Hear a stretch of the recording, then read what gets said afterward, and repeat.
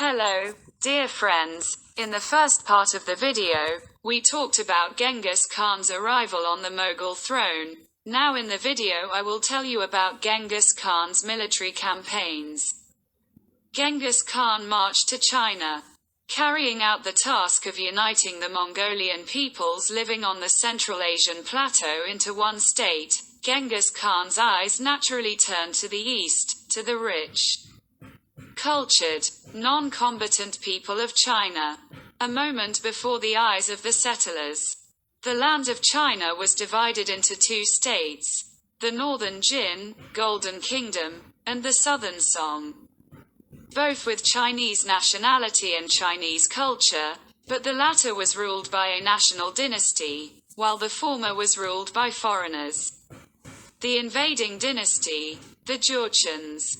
The first object of Genghis Khan's actions was, of course, his closest neighbor, the state of Jin, which had its own long-standing accounts as the successor of the Mongol Khans of the 11-12 centuries.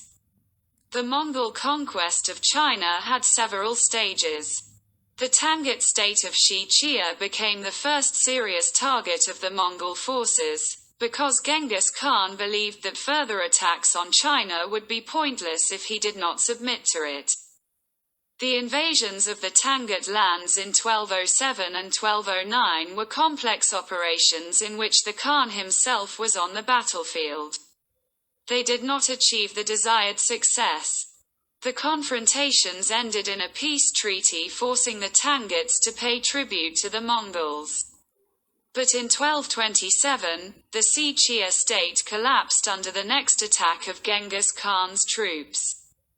Conquest of the Jin Empire, northern China. In September 1211, Genghis Khan's army of 100,000 men began to conquer northern China.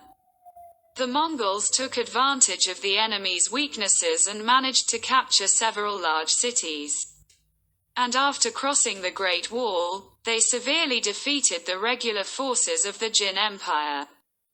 The way to the capital was open, but the Mongol Khan, wisely assessing the capabilities of his army, did not immediately attack it. For several years, the settlers defeated the enemy in parts, fighting only in open areas. By 1215, most of the Jin lands were under Mongol rule, and the capital Jungdar was looted and burned. In an attempt to save the state from destruction, Emperor Jin agreed to a humiliating treaty that would only briefly delay his death. In 1234, Mongol forces, together with the Song Chinese, finally defeated the empire.